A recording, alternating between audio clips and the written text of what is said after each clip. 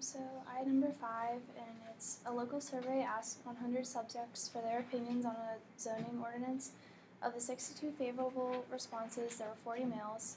Of the 38 unfavorable responses, there were 15 males. And find the probability of randomly selecting one of these subjects and getting a male or favorable response.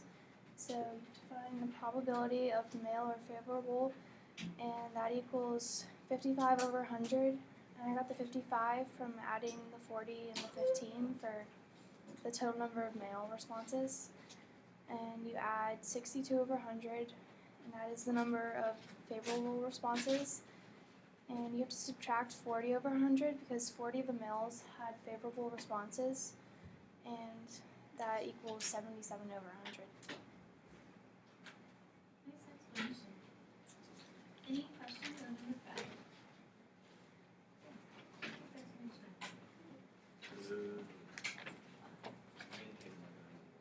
Oh, okay. Tatum's done.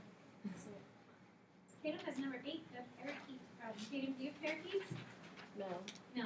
Would have been cool if you did, though. No. Okay, so a pet store has 18 light green parakeets, 15 females and 13 males, and 25 sky blue parakeets, 15 females and 10 males. You randomly choose one of the parakeets. What is the probability that the male that is male or sky blue? Okay, so what I did first was I added 18 plus 25 because that were how many of each color parakeet, and I got 43. So 43 would be the total on the bottom. And then you have to find the probability of male or sky blue. So to find the male, I added 13 plus 10, and I got 23. And then then I had to add the blue, so I added 10 plus 15, and I got 25. Then you have to subtract 10 because there's 10 in each male and blue. So you get 38 over 43. Any questions with the parakeets? Don't forget to subtract the overlapping part, because they're already counted with each color there, the male or the sky blue, and then you have to subtract the 10 that would be both. Nice job.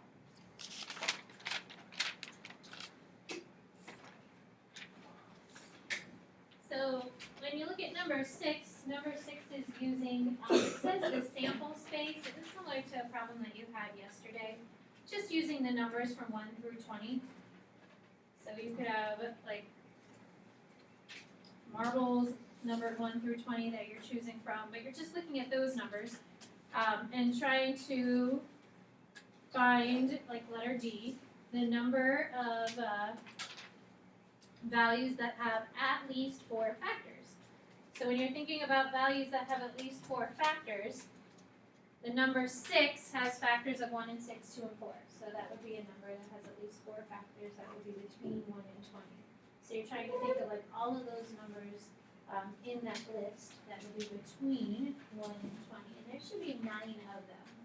So the number 4 only has 3 factors because their factors are 1, 2, and 4. And the number 9 also only has 3 factors because those factors are 1, 9, and 3. So if the factor is repeated 2 times 2, 3 times 3, one of those is a factor because it's the same number. Are there questions on the addition rule worksheet? Other ones that you would like to go over, talk about? Maybe number 2? Yeah. Or number 2.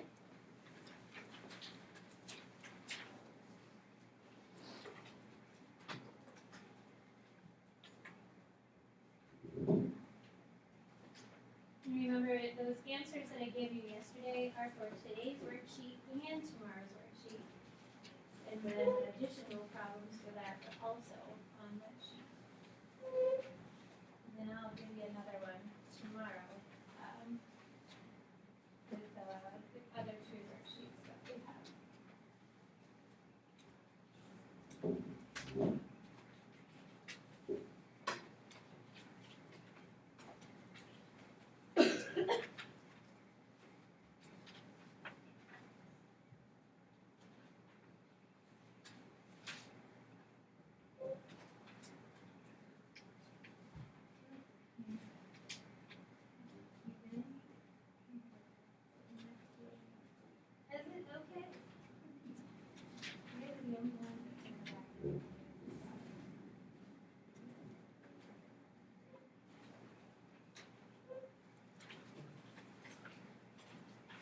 So if you look at number 2 is talking about going to 2 different caverns.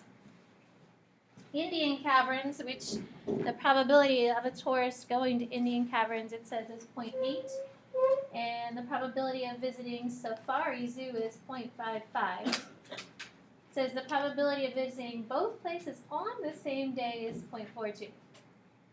Find the probability that a tourist visits either Indian caverns or Safari Zoo. How can you write probability?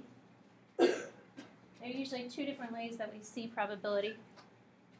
What's one way that you can write probability? Julian? You can write it as a fraction. The other way you can write probability is as a decimal. So even though that's a decimal value, it still is probability. If you don't like seeing it as a decimal, you can always change it into a fraction. If you have the number 0.80, how could you write that as a fraction? So it's in fractional form, thinking more of like that probability format. Julia? It could be 8 over 10, but since the others are in hundreds, you could put it 80 over 100. Yeah, so she said 0.80 could be 8 over 10, or so that you have common denominators so that everything kind of flows together, you could also write it as 80 over 100. So if you don't like seeing it as a decimal, you can change it to a fraction. Your calculator has a math fraction button where it'll change back and forth. Decimal to fraction, fraction to decimal is just obviously dividing. So the probability of going to the caverns is 0.80 or 80 out of 100. The probability of going to Safari Zoo would be 0.55 or 55 out of 100. And then it says that there's a possibility that you visit both on the same day. That's the overlapping part. So you're going to both places on the same day, and we have to subtract that probability, which was 0.42 or 42 out of 100. And if you add the top and subtract the 42, Julia, what did you get? I got 0.93 or 93 or 100. Yeah. So if you're keeping it as a decimal, you're literally just adding the decimals together and subtracting the 0.42, and it would be 0.93. Or if you choose to write it as a fraction, it's 93 out of 100. Both of them refer to probability. Probability can be written as a fraction, it can be written as a decimal. Most times we see it as a fraction. It also can be written as a percentage. So that would be 93% would go to one or the other, if you wanted to think of it as a percentage. But that's usually how we think of probability. So decimal, fraction, percentage.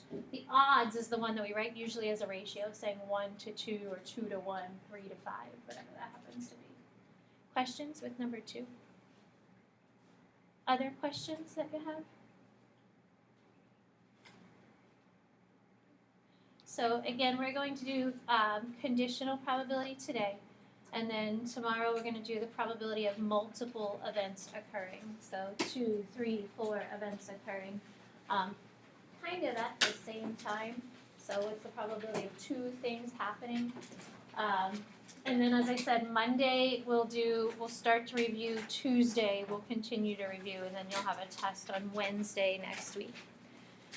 So in your packet, we're going to look at conditional probability today. So section 10.5 has 2 different types of probability in it. They kind of go hand in hand, but we do the conditional probability first before we look at the next probability, which we'll do tomorrow.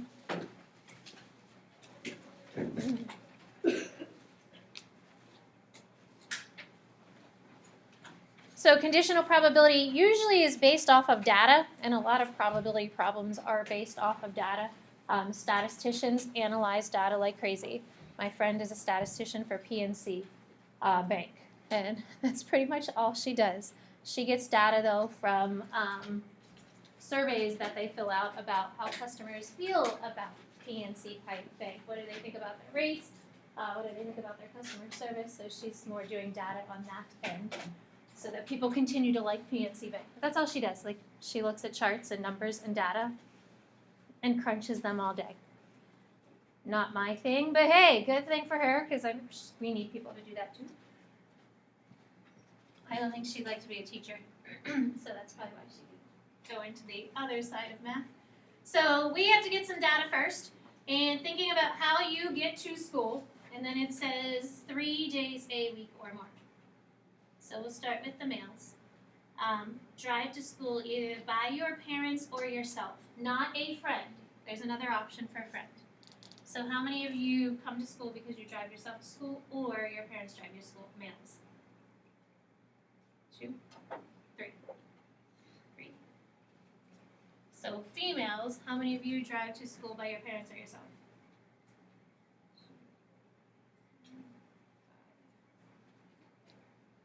There are 26 of us, so I want to make sure that we get the correct numbers here. All right, so ride the bus. Males, how many of you ride the bus?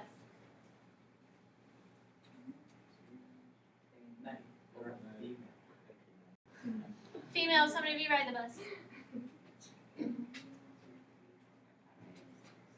8. And then males, you walk, you ride with a friend. 2, 3. And then females, walk or ride with a friend. 2. See if I counted right. So if we add up our total of males, looks like we have 10.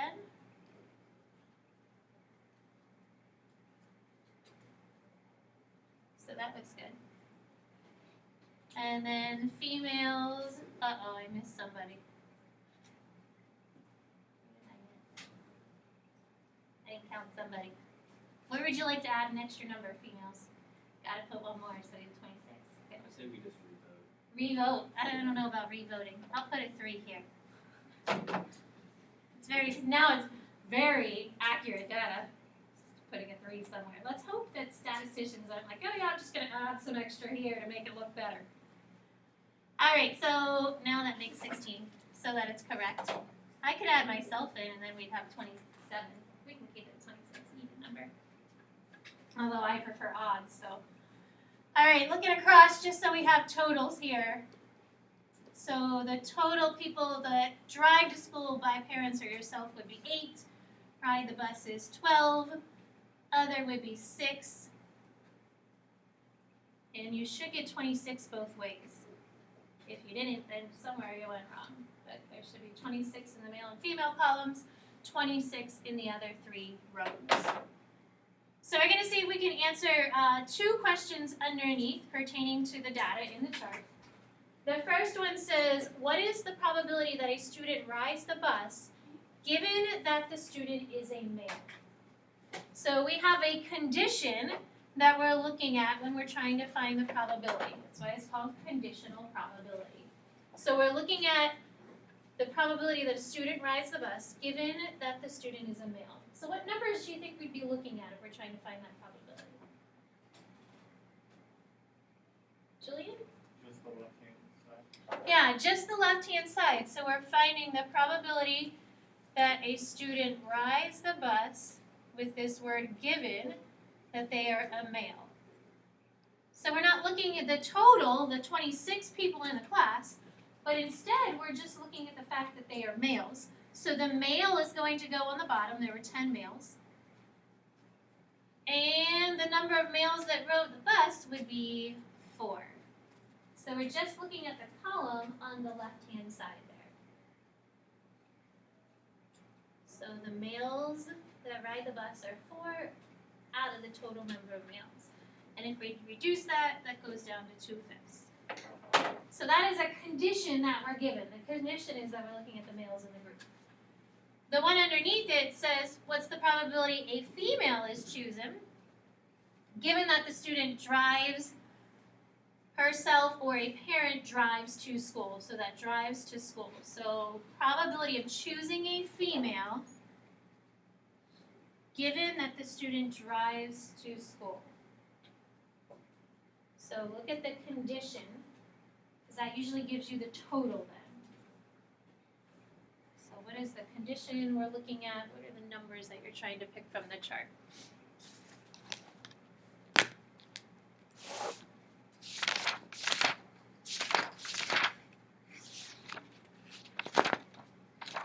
Odette, what do you think for this one?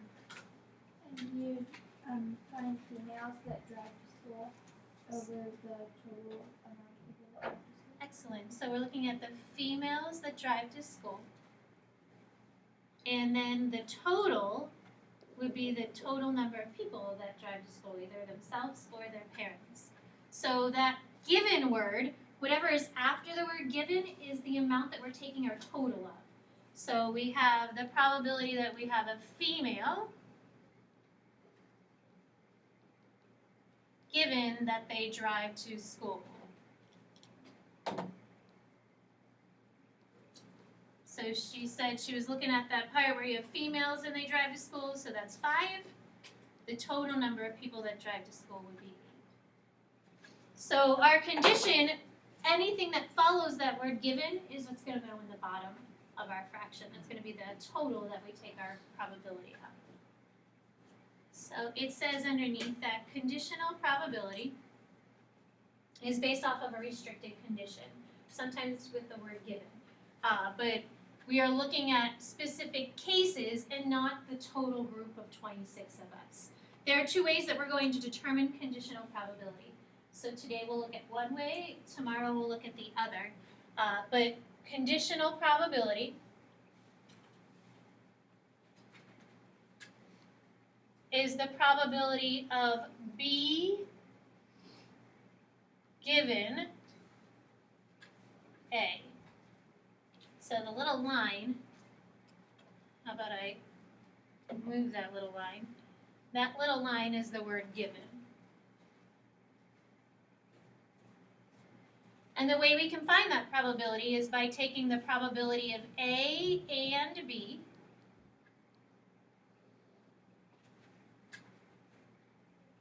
which is what we did in both those cases, so just looking above. Female and driving to school, so that's A and B. Bus and being a male, so here's that number right there. So that's the number on the top. The number on the bottom was whatever follows the word given, and that would be the probability of B.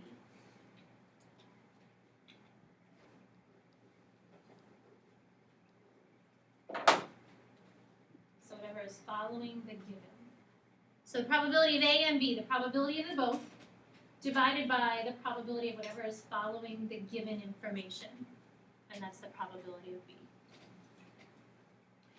The other option is just rearranging this, because tomorrow we're going to be finding the probability of A and B.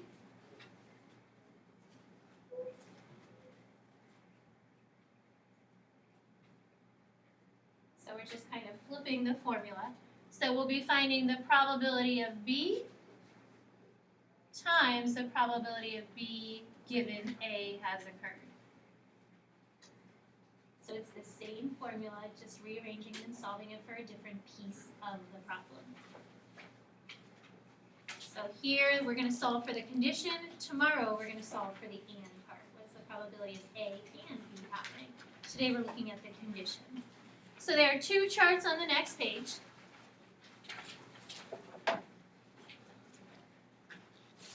And the first thing when you're given data, if the total isn't there for you, we've got to create the total. So the chart is organized based off of the number of 9th and 10th graders that were asked a survey about posting videos on YouTube, and the results would be shown.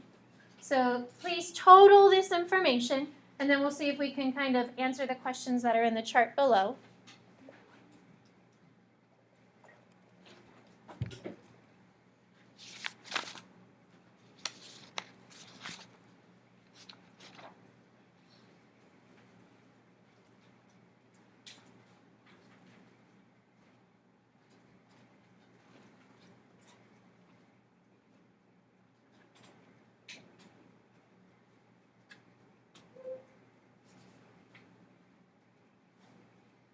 And then when you get that total in the bottom right column and the bottom right row, they should add together and be the same. And that vertically add horizontally, you should get the same numbers. So Emma, what do you have for the no column? And the yes column? Do you have the rows as well for male and female? What do you have for the males? 14. And then females? And they should combine together to be 742, both ways. So looking at the 4 questions that are below, we're going to use the chart, the data that we have, to see if we can find the different probabilities. So the first one says, find the probability that a student posted a video on YouTube. So here it just says a student. There is no specification. We're just looking at a student posting a video on YouTube, which is what all of that data represents. So how many students posted a video on YouTube? What column will we be looking at if they post a video on YouTube? Holly? The yes column. Because they were either asked, it was a yes or no question. Yes, I post videos on YouTube. No, I don't. So if they post a video on YouTube, we're looking at the probability that they said yes. So Holly, how many students posted a video on YouTube? 232. What are we taking our total out of, Holly? 742. So you have a wonderful math frac button on your calculator. It's under math. Hit math and then it's fraction. That'll reduce that fraction for you. You can reduce it by hand as well. You can divide it by 2, see what happens. Maybe you can get divided by 2 as well, again. But your calculator, if you hit math and then hit the fraction button, it'll reduce that for you. So not only does it take a decimal, convert it to a fraction, but it also reduces a fraction. Holly, do you know what that reduces to? 160 over 271. Yeah. So that one was divisible by 2. All right, looking at the one right next to it. So going to be, a student surveyed was male. So we're still dealing with a student. We want the probability that the student surveyed was male. So Maddie, what number are we looking at there? The student was male. Yeah, 422. So any student, just a student, all the males of the group. And then Maddie, what would that be out of total? 730. Right, 742. So I believe this is just divisible by 2 as well.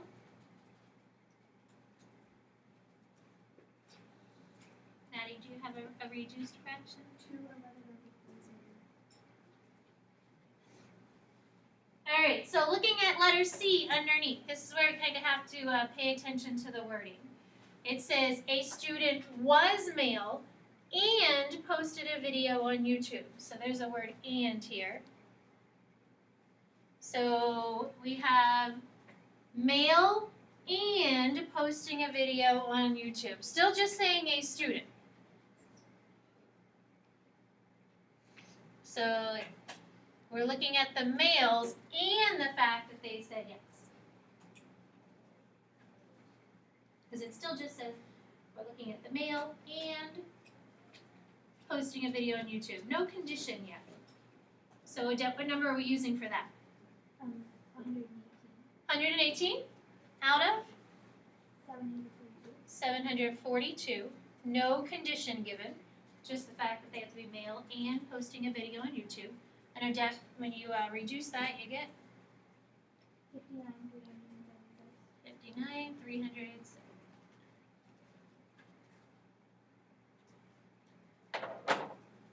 All right, so the next one kind of builds off of the previous couple. It says a student was male, given the student posted a video on YouTube. So we're finding the probability that the student is a male. Here's my line given, instead of writing the word given, that they said yes. They posted a video on YouTube. So this one is different from C, because now it has a condition. And the condition is the student, any student, is posting a video on YouTube. So the top number is the and, which we just found right next door. So the and part is 118. The next part after the given is the condition, and we're looking at the students posting a video on YouTube. So if we look at the number of students that posted a video on YouTube, that was the first question, or this column here of 232. So now instead of taking it out of the total like the other 3, we're taking it out of the condition.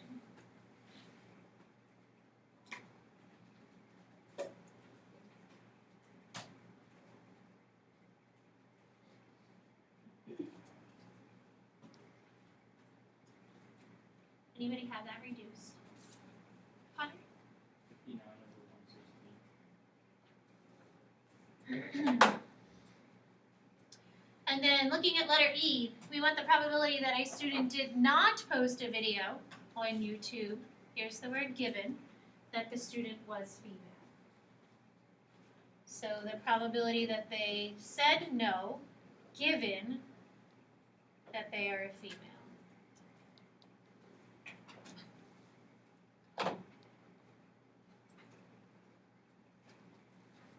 So Julian, how many people said no and they were a female? 206. 206. So 206 females said no, they didn't post a video on YouTube. How many students were females in the survey? 320. So and on the top, the given part on the bottom. And Julian, what would that number be then?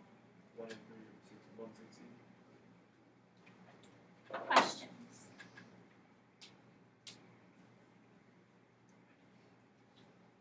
So why don't you try and do the same thing with the chart below. This chart is now talking about eye color.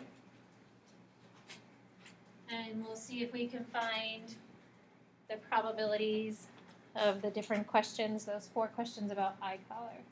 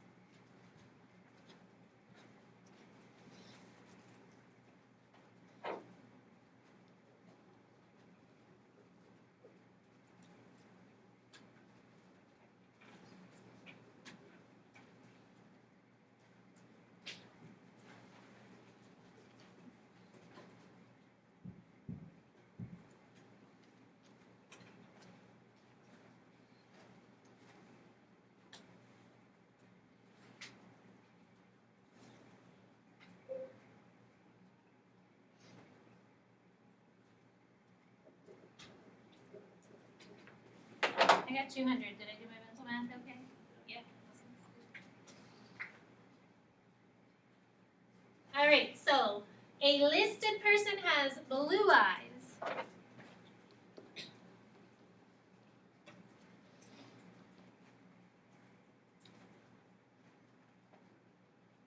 A listed person has blue eyes. Find the probability.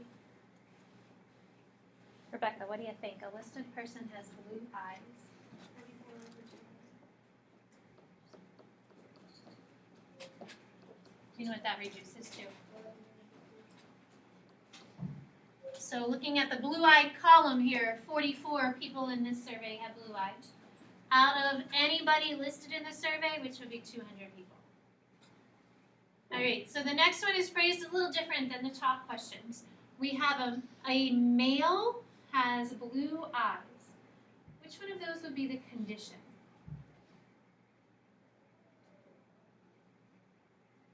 So a male has blue eyes. Connor, what do you think? Blue eye. It's actually the other one. So the condition is that we're looking at a male. So we're looking at the group of the males. We want the blue-eyed males. So we've got blue, and the condition is that they are the male. So this statement is kind of flip-flopped of the one above. So the condition is actually first. So our condition is that we're looking for a male. Those males that have blue eyes. So the wording is kind of flipped of what the wording was above. So Connor, how many blue-eyed males are there in the group? 35. 35. How many total males are in the group? 100. And if you reduce that, Connor, 7 over 20. 7 over 20. So letter C, a female, now we're just looking at the female group, has brown eyes. So if I was writing it as probability, I want the brown eyes given that they are a female.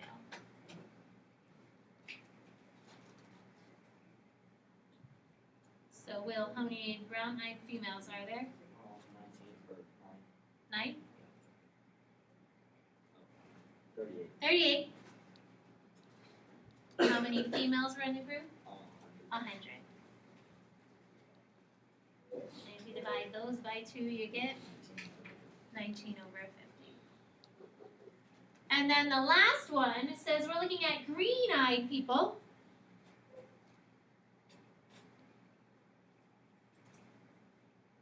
So the green-eyed people, and then the male is second. So the fact that you have a male given that they have green eyes.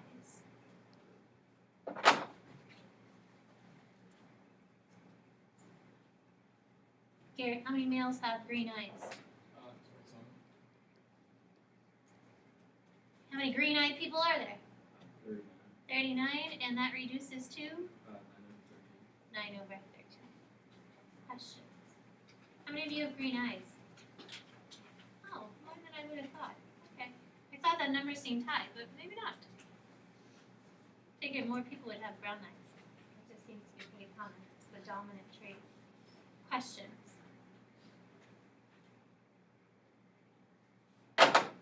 My little peanut has hazel eyes. They kind of change a little bit depending on what she's wearing. My older daughter has beautiful blue eyes. Not my, like, murky seawater eyes. The dirty seawater eyes. That's what I consider my blue eyes. Murky seawater. All right, so the last thing we're going to look at today, not really actual finding probability, just kind of discussing two different types of events. So we have, yesterday, we said you could have disjoint events or mutually exclusive events, which means there was no overlapping. Independent and dependent events are a little different because one affects the other or one doesn't affect the other. So if events are dependent, one event is going to change the outcome of the second event.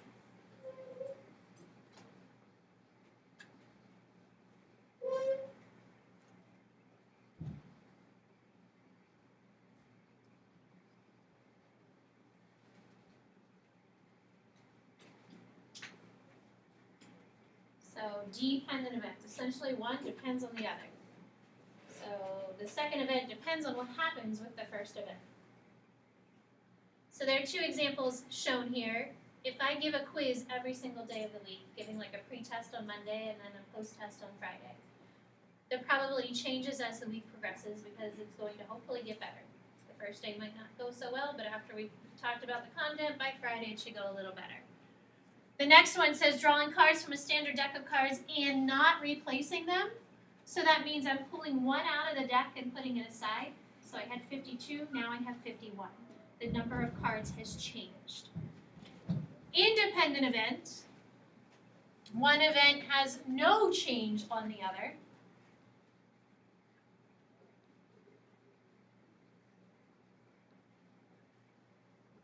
So the outcome of the second does not change.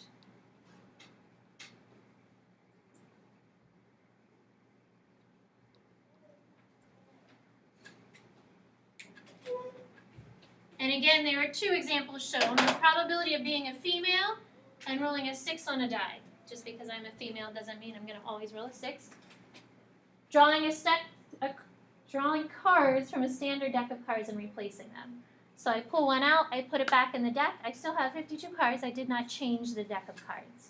So looking at the three examples down below, you're asked to decide if the event would be independent or dependent. So you have 10 red chips, 5 black chips. You choose 3, and you don't replace any chips after they're chosen. So you're not actually finding the probability, you're just determining if it's independent or dependent. So did the bag change after you pulled out the first chip?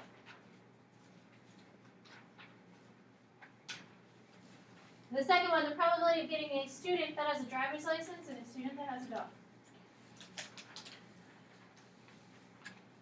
With the fact of you having a driver's license affect the fact that you may own a dog.